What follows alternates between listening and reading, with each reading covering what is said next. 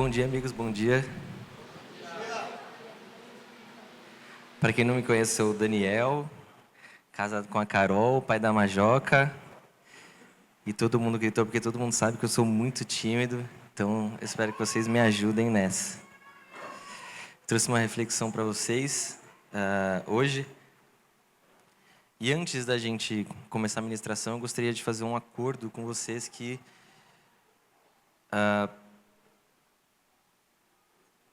eu, inclusive, no meio dessa ministração, posso lembrá-los disso. Que em toda ministração, você lute para evitar que você pense no seu irmão, na sua esposa, no seu esposo. E que o alvo dessa ministração e dessa reflexão seja apenas o seu coração individualmente falando. Que você, nesse momento, não pense em quem está do seu lado, mas que você pense em você, independente do nível de maturidade que você tenha. Essa é uma palavra que eu acho que ela vai atingir as pessoas de maneiras diferentes. Se você é uma pessoa que já está madura na caminhada cristã, você, por certo, vai ter momentos reflexivos ou lembretes. Mas se você está no início dessa caminhada, talvez você coma mais essa palavra, que ela fale mais ao seu coração. Mas que, independente da sua maturidade, que a todo momento você se esforce para pensar apenas na sua fé e não da fé do seu esposo, da sua esposa, irmão, irmã, seja lá quem for. Combinado? Gostaria de convidar vocês a abrir as suas Bíblias em Efésios, no capítulo 2. A gente vai ler pouquinho agora, dos versículos 8 a 10.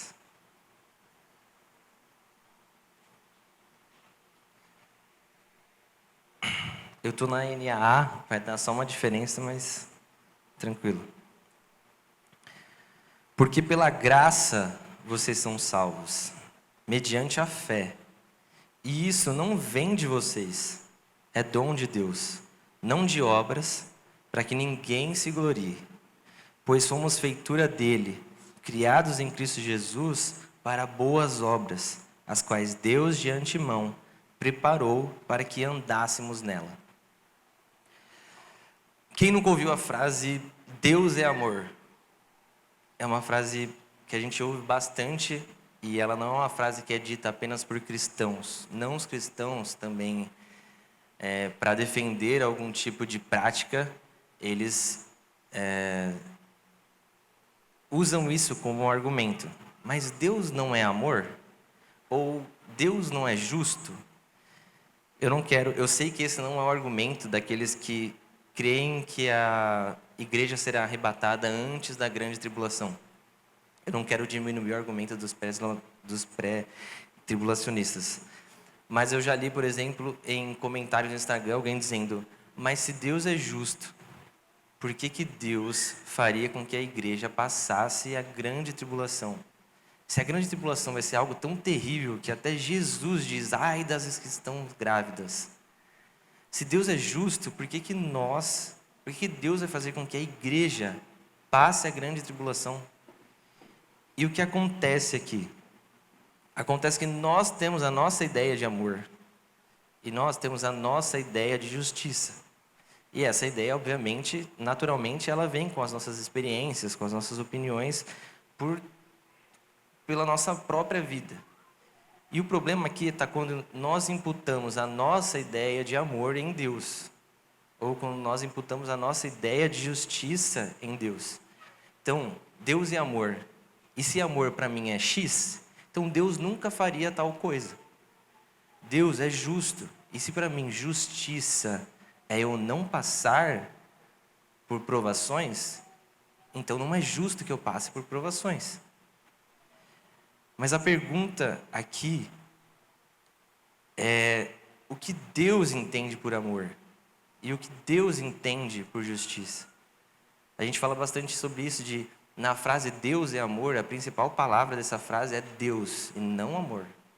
A principal palavra de Deus é justiça, é Deus e não justiça. Então, o que Deus entende por isso? E isso também, a gente pode colocar isso também, agora a gente vai introduzir a ministração. Isso acontece também com a salvação pela fé. A salvação é pela fé, é bíblico e nós defendemos isso. Mas qual fé? Qual tipo de fé é salvífica? Qual fé? Existe uma maneira de nós julgarmos a nossa própria fé? Existem sinais ou padrões que a gente pode olhar para a nossa fé e ver a saúde da nossa fé? E é isso que eu vou dividir hoje com vocês. A minha reflexão, ela vai ter 5 pontos, nós vamos dividir em 5 pontos. Com certeza, existem outros pontos, não é uma lista limitada sobre a fé. E o meu intuito não é abordar também os principais pontos, podem ter pontos principais, tá? Eu só trouxe 5 reflexões que eu tive que eu gostaria de tratar com vocês. E também, obviamente, meu objetivo não é que nós nos tornemos sommelier de fé alheia, beleza? Por isso que é importante, nessa ministração, a gente pensar só na nossa fé. A fé em Jesus, ela não vem sozinha. A fé em Jesus, ela sempre traz mudanças com ela. A fé, existe um pacote, existe um combo net claro da fé. E é isso que a gente vai abordar hoje. Nós vamos ao primeiro ponto, então. A fé e o destino. A fé não é uma ideia. A fé ela não se limita a letras escritas num papel. A fé não é um conceito que a gente concorda apenas com a nossa mente. A fé não é uma mensagem que a gente ouve e se anima, todavia não temos nenhuma experiência com ela. O Jonas Madureira diz: a conversão não é uma conversão de mente. O nosso corpo deve experimentar da nossa conversão. O Evangelho muda tudo. A fé, ela invade desejos, medos, pensamentos, atitudes, o nosso entendimento sobre morte, vida, doença, autismo, síndrome de Down. Tudo ganha uma nova perspectiva em relação à fé. Nós precisamos, periodicamente, meditar sobre o quanto da fé é atuante em nós. O quanto das teorias que a Bíblia traz a respeito da fé está em nossa prática. Em 2 Coríntios, no capítulo 13, no versículo 5, Paulo diz: examinem-se para ver se realmente estão na fé. Provem a si mesmos. Ou não reconhecem que Jesus Cristo está em vocês, a não ser que já tenham sido reprovados. E não existe melhor medida, não existe um padrão melhor para nós julgarmos a nossa fé do que a vida de Cristo. A fé salvífica, a fé que nós lemos agora, que salva em Efésios 2, ela tem um destino, a semelhança a Cristo Jesus. A sua fé tem um alvo, ser parecido com Jesus. É por isso que as obras são evidência disso. Porque quando a fé encontra um coração arrependido, ela entra recalculando rotas dentro do seu coração. E daqui para frente, a partir do momento que você tem fé em Jesus, movido pelo Espírito Santo, a sua vida, os seus desejos, os seus amores foram todos reconfigurados. Existe um modelo de obediência a seguir. Se você resume a salvação em céu e inferno, com certeza terá uma visão limitada do que a fé pode fazer na sua vida. Teve tempos, não sei vocês, mas teve tempos que eu odiava cantar. E ao lembrarmos de todos os homens que viram a sua face, nenhum deles permaneceu do mesmo jeito. E toda vez que eu cantava, eu olhava para mim e me perguntava se aquilo era uma verdade na minha vida. Se eu realmente fui reconfigurado, se eu realmente tive os meus desejos, os meus amores todos mudados, porque eu vi Cristo Jesus. Essa verdade, ela precisa encontrar espaço na sua mente, no seu coração, nas suas mãos, pés, pensamentos, desejos. Não há como desejar Jesus e não desejar ser santo. Nós deveríamos ter nas nossas listas de orações todas as nossas fraquezas e diariamente nas nossas orações nós deveríamos orar: Jesus, eu ainda não venci isso, eu ainda não venci isso, eu ainda não consegui vencer isso. Pelo nosso desejo de ser santo diante de um Deus tão santo. Eu gostaria de encorajá-los vocês a ler depois com mais atenção as cartas de João.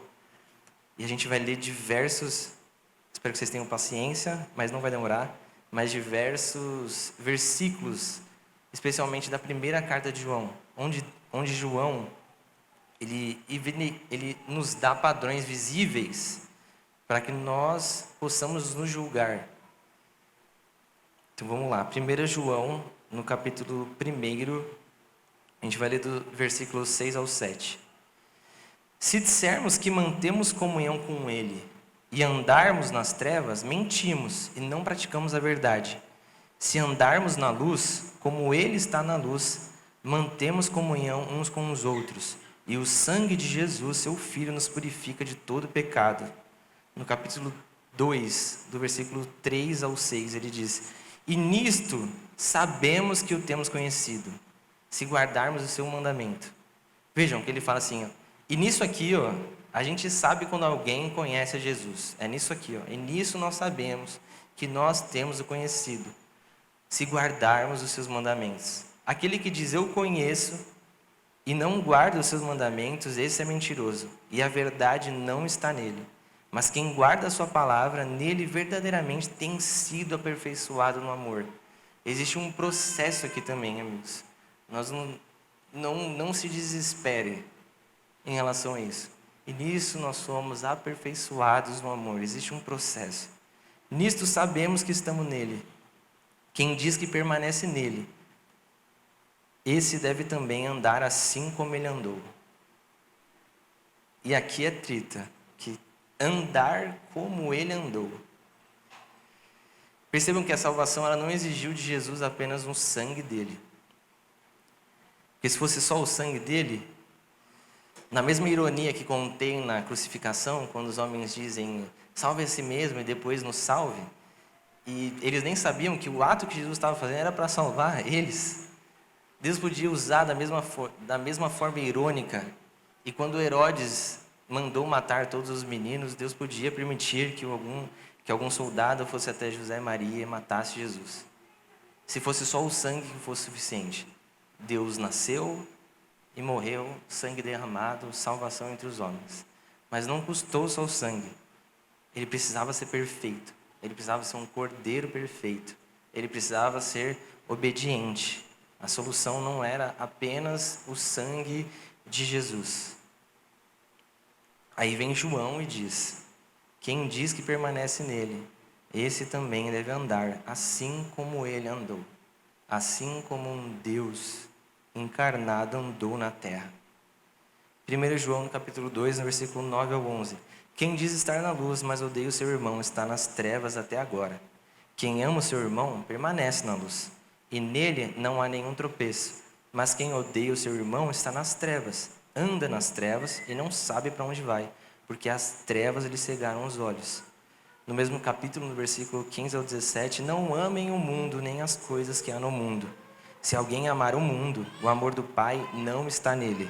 Porque tudo que há no mundo, os desejos da carne, os desejos dos olhos, a soberba da vida, não procede do Pai, mas procede do mundo. Ora, o mundo passa, bem como os seus desejos, mas aquele que faz a vontade de Deus permanece para sempre. No versículo 29 do mesmo capítulo, se sabem que ele é justo, reconheçam também que todo aquele que pratica a justiça é nascido de Deus. Agora no capítulo 1 João, no capítulo 3, no versículo 13. Todo o que tem essa esperança nele purifica a si mesmo, assim como ele é puro. Versículo 6. Todo aquele que permanece nele não vive pecando. Todo aquele que vive pecando não o viu, nem o conheceu. No mesmo capítulo, no versículo 9 a 10. Todo aquele que é nascido de Deus não vive na prática de pecado, porque nele permanece a semente divina. Esse não deve viver pecando, porque é nascido de Deus. Nisto são manifestos os filhos de Deus e os filhos do diabo. Todo aquele que não pratica a justiça não procede de Deus. E o mesmo vale para quem não ama o seu irmão. João está estabelecendo práticas visíveis, algo que nós podemos ver. E através disso nós podemos examinar a nossa fé num Deus invisível. No mesmo capítulo, dos versículos 15 a 16, todo aquele que odeia o seu irmão é assassino, e vocês sabem que todo assassino não tem vida eterna permanente em si. Nisto conhecemos o amor que Cristo deu a sua vida por nós. Portanto, também nós devemos dar a nossa vida pelos irmãos. No capítulo 4, versículos 7 a 8, amados, amemos uns aos outros, porque o amor procede de Deus e todo aquele que ama é nascido de Deus e conhece a Deus. Quem não ama não conhece a Deus, pois Deus é amor. No mesmo capítulo, versículo 13, nisto conhecemos que permanecemos nele e que ele permanece em nós, pelo fato de nos ter dado o seu Espírito. No versículo 20 ele diz, se alguém disser, amo a Deus, mas odiar o seu irmão, esse é mentiroso. Pois quem não ama o seu irmão, a quem vê, não pode amar a Deus que não vê. São pontos visíveis na fé, num Deus invisível. E assim como a misericórdia, falando de obediência a Deus, assim como a misericórdia de Deus, ela está em plena harmonia com a sua justiça, a nossa obediência deve estar também em plena harmonia com o amor a Cristo Jesus. Tão grande quanto o perigo que corre aquele que não crê, é o perigo que corre aquele que não ama. Percebem que a fala de Jesus, a gente vai ler na igreja de Éfeso, em Apocalipse, ela parece dura, mas é um Deus cuidadoso, é um Deus que sabe que as nossas obras elas devem ter uma fonte de amor.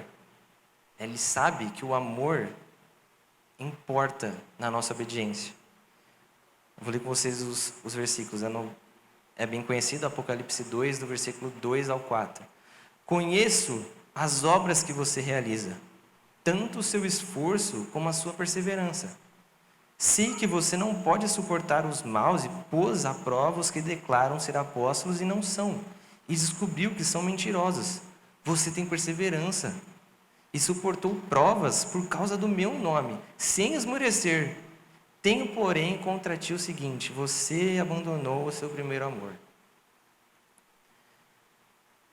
Percebam que ele enxerga a perseverança deles. Ele enxerga o sofrimento deles. Olha, eu estou vendo o sofrimento de vocês. Eu vejo a prova que vocês passam. Eu vejo que vocês estão passando por dificuldades por defender o meu nome. E normalmente quando a gente passa por coisas similares, nós temos um autocompadecimento de tipo, é compreensível que o meu amor se esfrie. Afinal, olha o que eu estou passando. É compreensível que eu deixe de orar. Afinal, olha as dificuldades que eu venho passando. Mas Jesus não.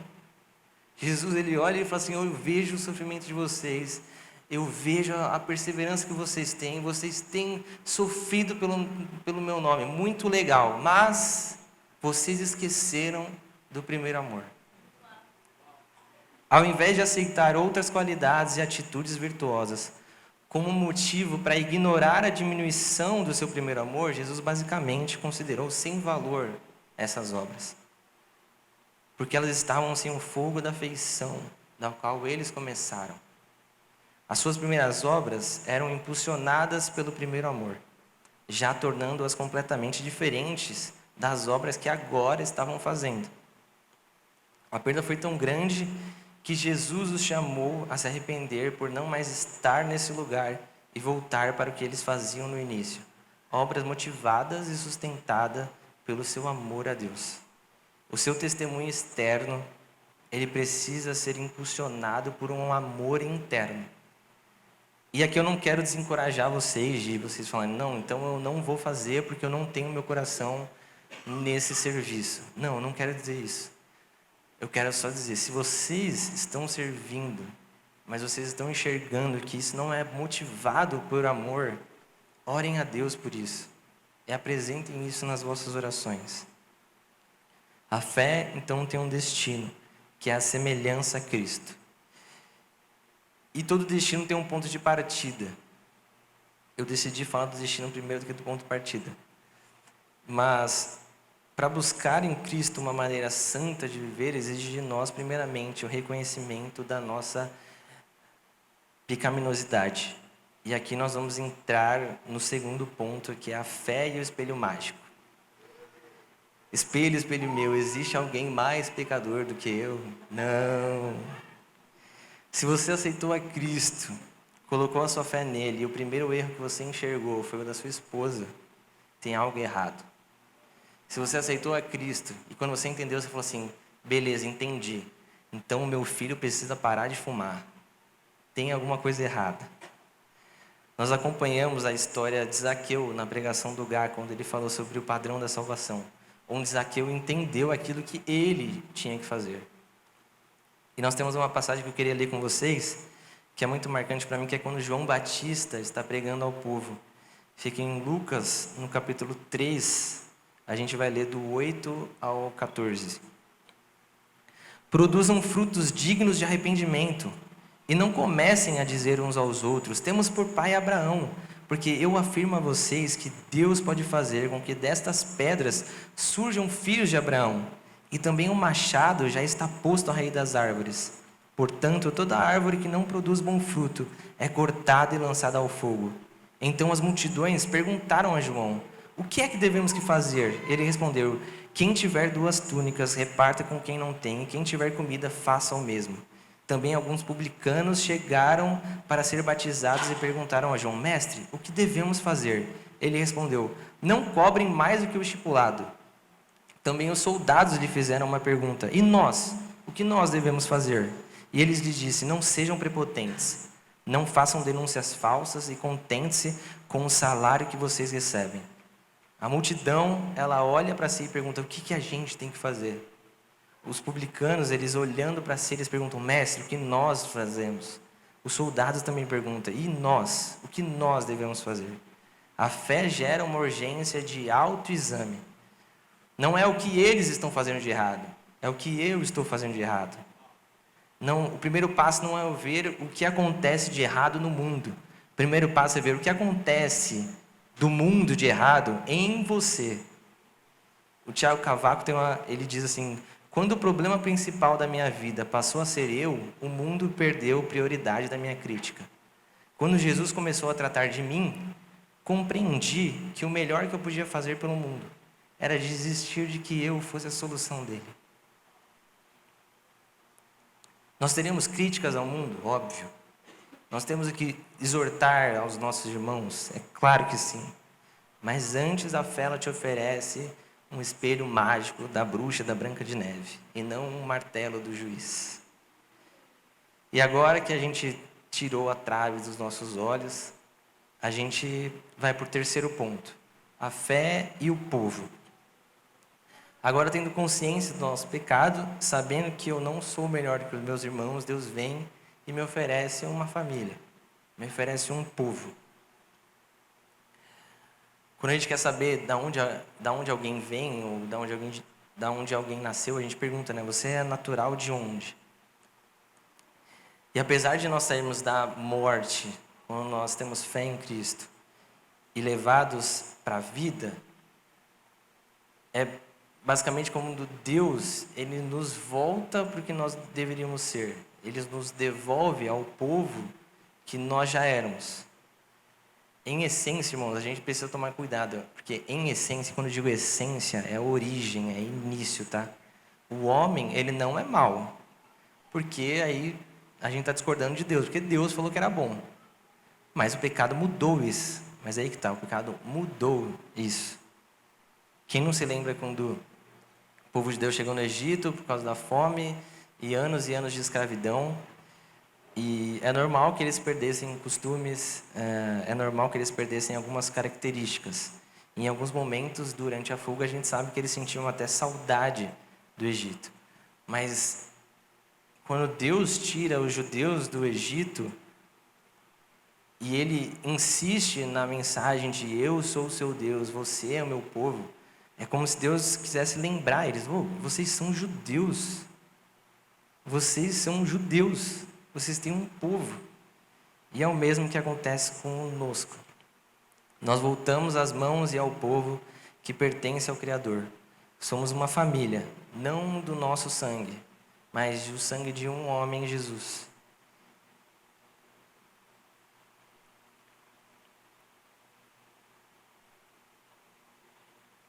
E eu queria lembrá-los de algo muito importante.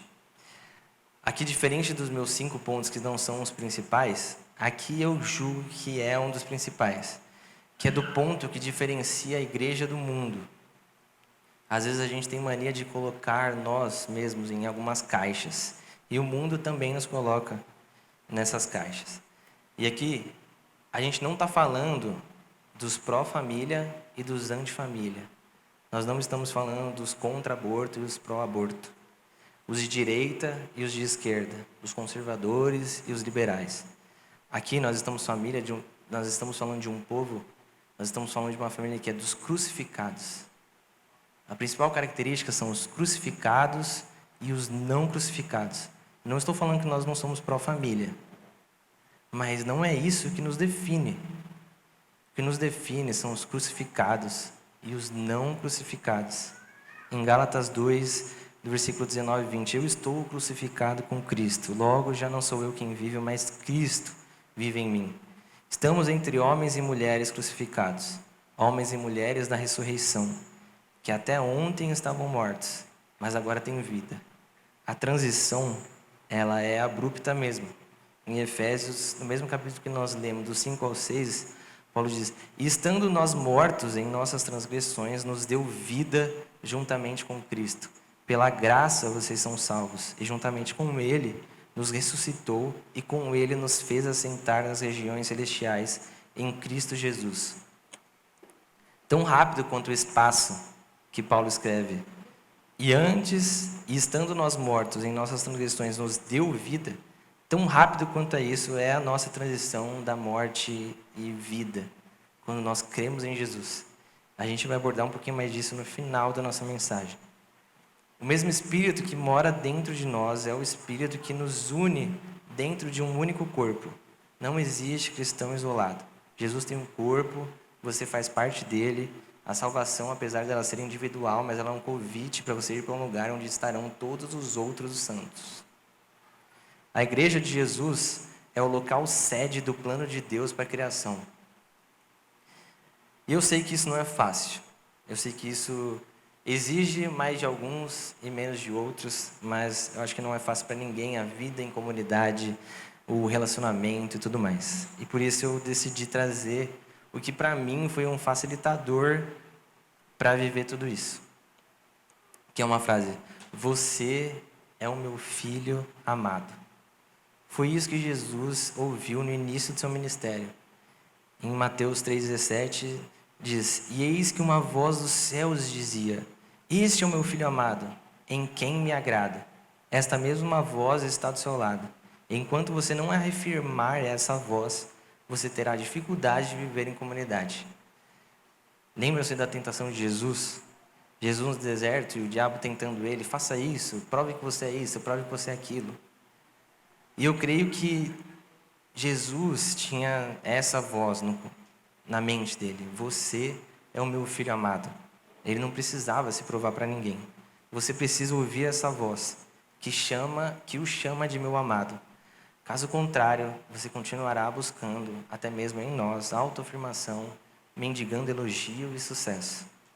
Quanto mais você sabe da profundidade que Deus te ama, facilita também para você entender o quanto Deus ama os seus irmãos e as suas irmãs. E aqui eu digo, sei que talvez nem todos tenham um filho, mas aqui eu digo aos pais. O Vitor acabou de ter filho. Eu pergunto, se em algum momento o Vitor teve medo de amar o filho dele? Se em algum momento ele teve medo de amar alguém? Ou ele teve medo de se entregar a alguém? Amigos, eu não estou falando sobre traumas sérios que precisam de acompanhamento psicológico. Não estou falando disso, pelo amor de Deus. Não estou diminuindo isso. Mas quão miseráveis nós somos de sermos capazes de amar apenas quem nós geramos, ou de não termos medo de amar quem nós geramos, mas temos medo e diversos problemas para amar quem Deus gerou. Esse amor do qual nós estamos falando, que Deus nos ama, você realmente não vai encontrar aqui, não vai encontrar em nenhuma pessoa aqui. E parece que não tem nada a ver, mas eu decidi trazer também a questão do perdão. É por isso que nós perdoamos também. O Henry Nouwen tem uma frase muito legal que ele diz: perdão significa que uma pessoa não seja Deus. Quando você perdoa alguém, você está dizendo: olha, eu sei que você me ama, mas eu sei que o seu amor não é incondicional. Ele não é o amor de Deus. Eu sei que você falha. E por isso, eu cedo a você um lugar que não é de Deus. E por isso, eu te perdoo. Quando você sabe que é um ser amado por Deus, é capaz de lidar com mais facilidade com a vida comunitária. E aqui eu queria também tratar sobre a entrada desse povo. O que o Gá disse sobre o novo êxodo. Qual é a entrada desse novo êxodo? Nós cremos que o batismo tem a ver com isso. E antes de eu falar disso, eu não vou gastar muito tempo de falar disso, tem uma ministração que o Gá fez, não está aberta no YouTube, mas quem quiser ouvir, pergunta para o Gá se pode, que ele trata sobre o batismo. E nós entramos nesse povo, Deus nos oferece esse povo, através do nosso batismo. Nós temos uma entrada nesse povo através da nossa confissão pública. E, cara, eu entendo que em defesa da salvação pela fé, que ela deve estar em nós, eu creio que em alguns lugares, para você defender que a salvação é pela fé, a gente acabou diminuindo a importância do batismo. A gente acabou pregando muito que o batismo não salva, é a fé que salva, e a gente acabou diminuindo a importância do batismo. Só que o batismo é importante. O batismo, ele é essencial para nós. E eu sei que existem exceções, mas eu não estou de frente com um ladrão da cruz, beleza? Eu estou de frente com vocês, que estão em vida, e que não vão morrer daqui 2 minutos, se Deus quiser. Então o batismo, ele não deixa de ser importante. A gente se apega muito quando Jesus diz que quem crer e for batizado será salvo, quem não crer será condenado. E a gente parece que a gente só foca no quem não crer será condenado. Olha, quem não crer será condenado. Então o batismo não salva. Mas ele falou que quem crer e for batizado. Jesus, ele está dizendo assim, ó, se tem uma coisa que a fé vai fazer em você, é te arremessar no rio, amigo. Se tem uma coisa que a fé deveria fazer em você, é te afundar nas águas. É que você tenha desejo pelo batismo. É isso, é uma das coisas que a fé faz com você. Eu queria ler com vocês uma passagem que o Gá leu na ministração, que eu achei muito interessante, que é 1 Pedro, capítulo 3, do versículo 20 ao 21.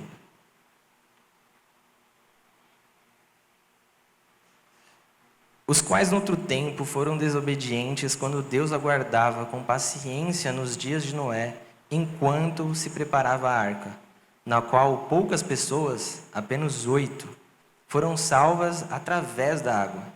O batismo, que corresponde a isso, agora também salva vocês, não sendo a remoção das impurezas do corpo, mas o apelo por uma boa consciência para com Deus, por meio da ressurreição de Cristo Jesus. Então tenha cuidado, quando alguém perguntar para você se o batismo salva, não seja simplista, não fale que não. Porque é o que eu disse, você pode não estar de frente com um ladrão da cruz. Você pode estar de frente com uma pessoa que fala que aceitou Jesus, que tem fé em Jesus há 3 anos, mas nunca se batizou. Isso não é normal. Alguns dias atrás, quando a gente estava falando de batismo com os jovens, a gente teve um questionamento que um jovem perguntou: cara, eu achava que depois que eu batizasse, eu não podia mais pecar. E é por isso que eu não me batizo. E nós sabemos que a maturidade, ela leva tempo. Foram anos no Egito. E é como se nós tirássemos... É como se nós fôssemos tirados do Egito num segundo e no outro já estivéssemos em outro lugar, na Terra Prometida.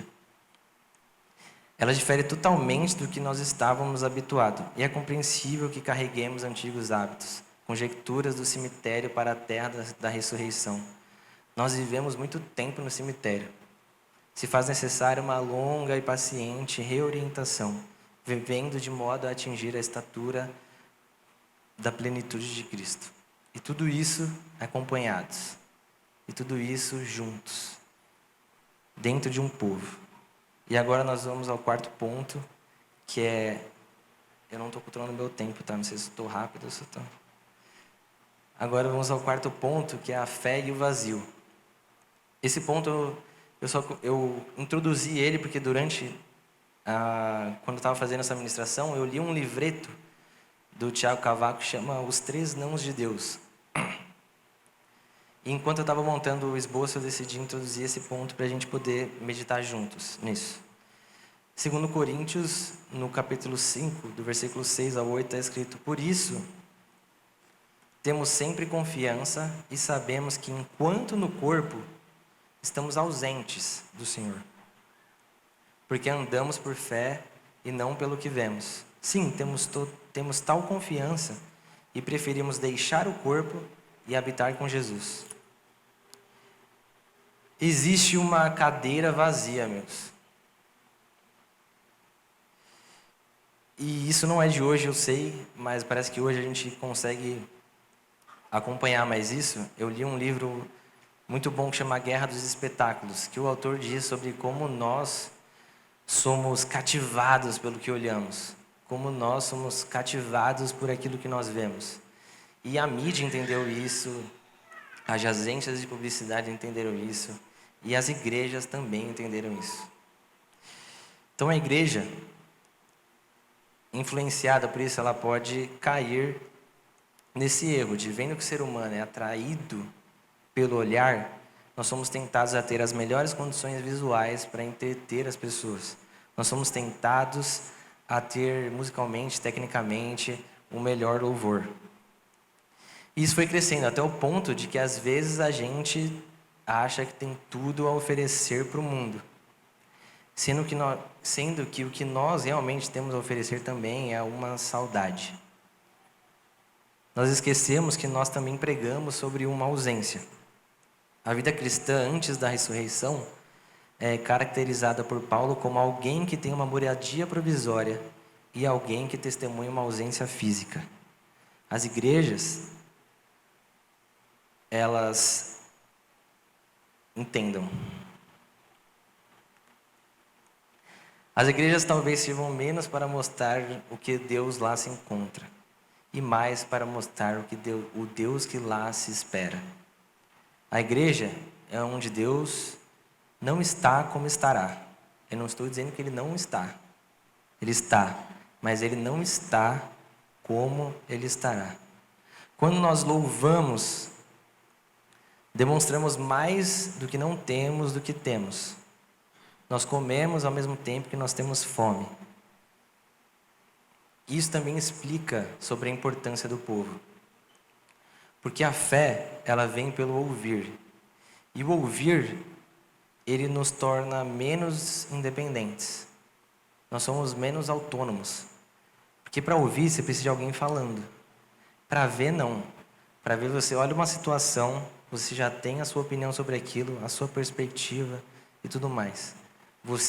Para ver, você é autônomo. Mas para ouvir, isso nos torna dependentes de alguém que fala. A fé não te deixa satisfeito, porque a nossa fé vem pelo ouvir, não pelo ver. A fé não te deixa satisfeito enquanto diante dos seus olhos ainda existe uma ausência física do eterno. Querer certificar-me de que fisicamente Deus está comigo é o que te dá um bezerro de ouro. Onde religiões e igrejas lutam para mostrar sinais da presença de Deus, nós temos a ausência dele. Pois andamos por fé e não por vista. A fé em Deus nos levará a fazer tudo com um refrão: ainda falta alguém. Por mais que tenhamos louvores em nossas igrejas que são muito bons, a nossa fé nos fará louvar com um refrão: ainda falta alguém. Nós amaremos uns aos outros com um refrão: ainda falta alguém. nós testemunharemos ao mundo a presença de Deus e a ausência dele. Nós cearemos com um refrão: ainda falta alguém. Sempre que eu vou orar para cear, eu costumo dizer: será bem melhor quando o cheiro não for de pão, quando for o seu cheiro. A nossa vida não deve ter horror a esse vazio. Tiago Cavaco diz: quem é tentado por algum tipo de ascensão social... Espera aí, galera.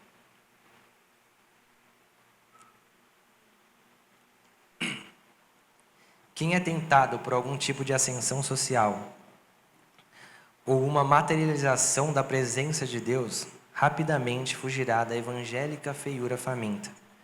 Vivemos de migalhas, sem vergonha de sermos mendigos convictos de um banquete futuro. A presença física jamais será preenchida antes da ressurreição. A nossa fé é para isso: um povo e um Deus juntos novamente. E se a salvação é um fim em si mesmo para você, você hoje já tem o melhor que você poderia ter. Se a salvação é um fim, parabéns, glorie-se por aquilo que já lhe foi dado. Mas, se a salvação não é um fim ainda, eu te chamo a viver de migalhas em migalhas, até que o Deus encarnado, o homem-deus, judeus de 33 anos, pise nesta terra, diante dos seus olhos agora restaurados, que pertence a um corpo eterno e não mais temporário. E enquanto os céus ainda podem suportar Jesus, nós vivemos com um convite em nossas mãos. E aqui a gente vai para o quinto e último ponto. A fé e a festa de casamento.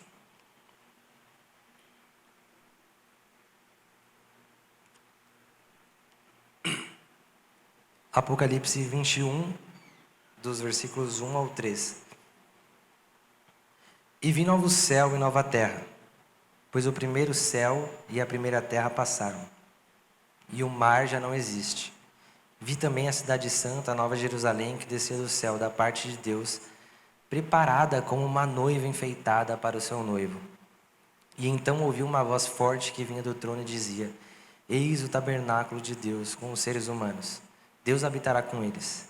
Eles serão povos de Deus, e Deus mesmo estará com eles e será o Deus deles.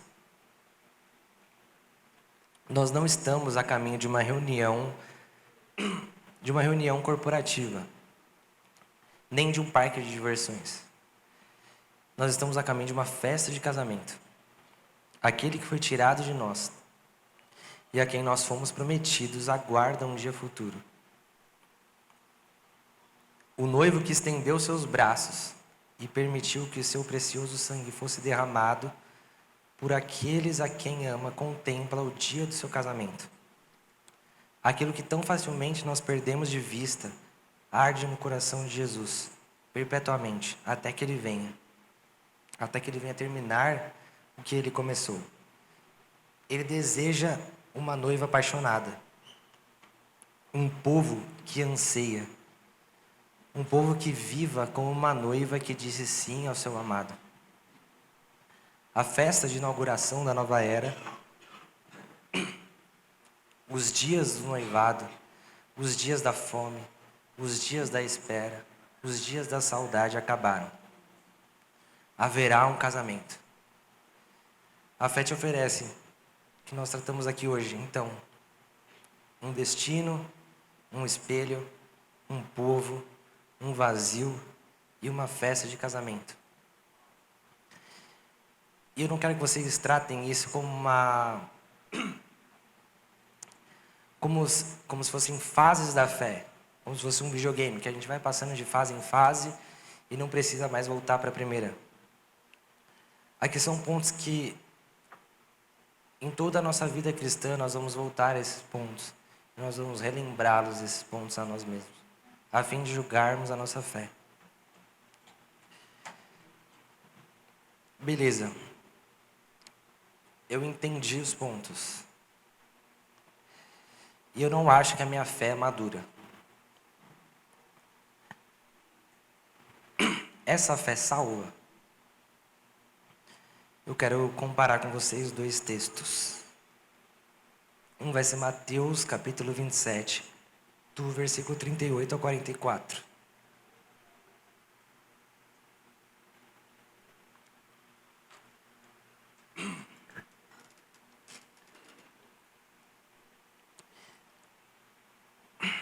E 2 ladrões foram crucificados com ele, um à sua direita e outro à sua esquerda.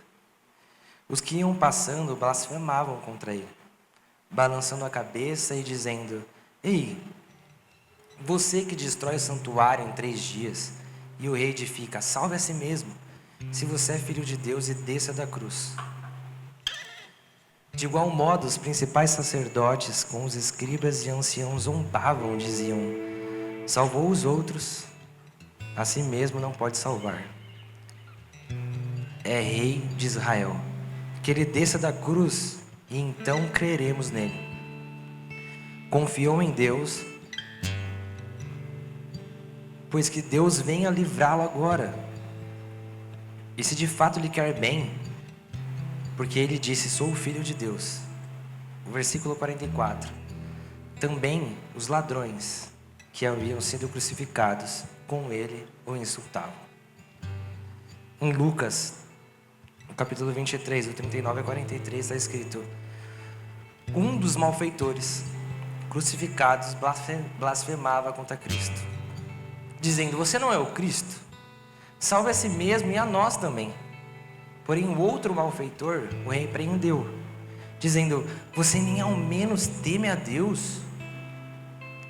Estando sob igual sentença, a nossa punição é justa, porque estamos recebendo o castigo que os nossos atos merecem. Mas este não fez mal nenhum. E acrescentou: Jesus, lembre-se de mim quando você vier no seu reino. Jesus respondeu: em verdade lhe digo que hoje você estará comigo no paraíso. Sejamos sinceros. Se Mateus não tivesse dito que eram 2 ladrões, agora eu estaria pregando que o ladrão que o Lucas está falando aqui é um terceiro. É outro ladrão que não é os ladrões que Mateus falava. Mas não tem para onde correr. Eram 2 blasfemavam, e a gente não sabe o que aconteceu. Que um recebeu a fé e foi salvo por isso. A fé mais imatura poderá salvar uma alma. A fé desse homem tinha horas de existência, minutos de existência, um dia. Mas, no entanto, serviu para levá-lo a Cristo e livrá-lo do inferno. Isso deveria fazer com que nós nunca deixássemos de orar por alguém.